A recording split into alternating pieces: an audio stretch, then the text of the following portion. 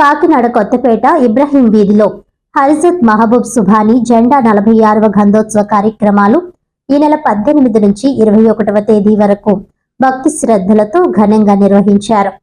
ఈ నేపథ్యంలో 3వ రోజు నిర్వహించిన సేవా కార్యక్రమంలో smart city MLA Vanamadi Kondababu, MLC Pera భక్తుల రాజశేఖర్, చేయూత సంస్థ వ్యవస్థాపకులు డాక్టర్ మొండి రవికుమార్ ముఖ్య అతిథులుగా పాల్గొని పేదలకు వస్త్రాలు పంపిణీ చేపట్టారు. ఎండి కరీముల్లా అధ్యక్షతన జరిగిన ఈ సమావేశంలో ఎమ్మెల్యే వనమాడి కొండబాబు మాట్లాడుతూ హజరత్ మహబూబ్ సుభానీ జెండా గంధోత్సవం సామాజిక సౌహార్దానికి, మానవ సేవకు ప్రతీకగా నిలుస్తోందని అన్నారు. ముస్లిం సమాజం రాష్ట్ర అభివృద్ధిలో కీలక భాగస్వాములు. వారి విద్య, ఉపాధి, ఆర్థిక అభివృద్ధికి ప్రభుత్వం అమలు చేసే ప్రతి సంక్షేమ పథకం క్షేత్రస్థాయిలో సక్రమంగా అమలయ్యేలా ప్రత్యేకంగా పర్యవేక్షిస్తానని స్పష్టం చేశారు. అదే విధంగా మతాల మధ్య ఐక్యతే దేశానికి నిజమైన బలం. ముస్లిం సోదరులు ఎదుర్కొంటున్న సమస్యలపై ప్రభుత్వం సానుకూలంగా స్పందించేలా తన వంతు బాధ్యతగా పనిచేస్తానని, స్థానికంగా ముస్లిం సోదరులు అభివృద్ధికి నేను ఎల్లప్పుడూ అండగా ఉంటానని ఎమ్మెల్యే కొండబాబు భరోసా ఇచ్చారు. పేద ముస్లిం కుటుంబాలకు అవసరమైన సహాయం అందే వరకు తన తలుపులు ఎప్పుడు తెరిచే ఉంటాయని, వారి అభివృద్ధే తన రాజకీయ లక్ష్యమని అన్నారు. ఈ కార్యక్రమంలో నరీనా మసీద్ president Iqbal Ali, Nagina Masjid vice president MD Ali Khan, Nagina Masjid ఇమాం హాజీ హఫీజ్ నసీం అఖ్తర్ కాద్రి, హజరత్ మహబూబ్ సుభానీ జెండా కమిటీ ప్రెసిడెంట్ షేక్ కాసా, మసీద్ కమిటీ జెండా కమిటీ సభ్యులు, నౌజవాన్లు, స్థానికులు పాల్గొని హజరత్ మహబూబ్ సుభానీ జెండా గంధోత్సవం సందర్భంగా నిర్వహించిన ఈ సేవా కార్యక్రమం మత కులాలకు అతీతంగా ప్రజలందరినీ ఒక్క తాటిపై నిలిపే మహత్తర సందేశాన్ని ఇచ్చిందని స్థానికులు ప్రశంసించారు.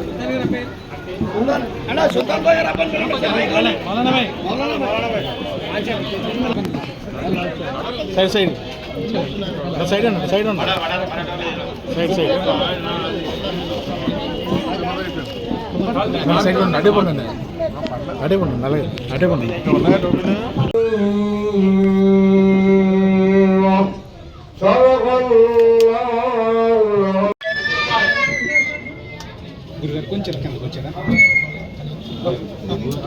రండి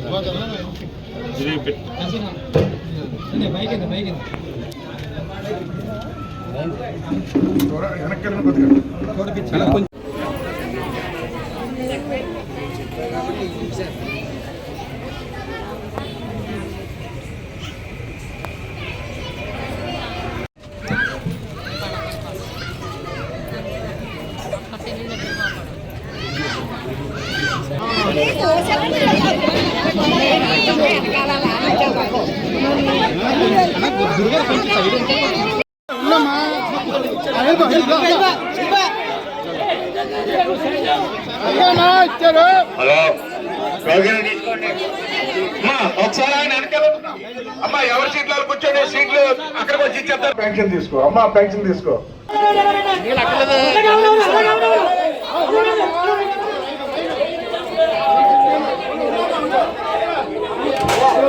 అప్పుడు ఆహ్వానించారు. ఆ రోజు నుంచి ఎప్పుడు గంధోత్సవమైనా పిలుస్తూనే ఉంటారు. అధికారం ఉన్నప్పుడు పిలుస్తారేమో అనుకున్నాను. అధికారం ఉన్నా లేకపోయినా పిలిచి గౌరవించిన మసీదు ఏదో ఉందంటే ఈరోజు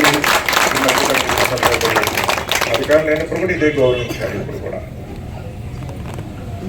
అదేవిధంగా చూసుకున్నట్లయితే ఈ రోజున ఈ ప్రాంతానికి వచ్చినప్పుడు చాలా సందర్భాలు ఇదే వేదిక మీద మాకు మసీదు ఒకటే ఉందండి, సాధికారం కావాలని చెప్పి కోరారు. ఆ రోజున సాధికారం కావాలంటే ఎక్కడ స్థలం ఉందంటే మార్కెట్లో స్థలం చూపించారు.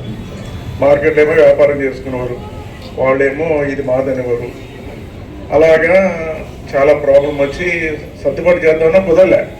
వాళ్ళు మాదనేవారు, మన వాళ్ళేమో ఇక్కడ కట్టమనేవారు. చేయలేక ఫస్ట్ టైం. అదే సమయం మళ్ళీ అధికారం కోల్పోయి రెండోసారి వచ్చాం. మళ్ళీ మీరందరూ నెగ్గించారు. రెండోసారి వాళ్ళని కూర్చోబెట్టి వాళ్ళతో మాట్లాడి ఎట్టి బస్సులు ఇక్కడ సాధికారం ఉండాలి, కట్టించాలంటే ఎన్ని గొడవలు జరిగినా ఆ రోజు సాధికారణ కట్టించాం. చంద్రబాబు నాయుడు గారితో మాట్లాడి, ప్రభుత్వంతో మాట్లాడి మీకు అవకాశం కల్పించామని కూడా ఈ సందర్భంగా తెలియజేస్తున్నాం. సాధికారణ కట్టించాను. అది ఈ రోజున బ్రహ్మాండంగా నడుపుకుంటున్నారు. ఈ రోజున అదేవిధంగా మార్కెట్లు కూడా మా స్థలం అంతా పోయింది, మా మార్కెట్ పాడైపోయిందంటే ఆది మార్కెట్ కూడా రాష్ట్రంలోనే ఎక్కడా లేని విధంగా కొత్తపేట మార్కెట్ కట్టించామని కూడా ఈ సందర్భంగా తెలియజేస్తాం.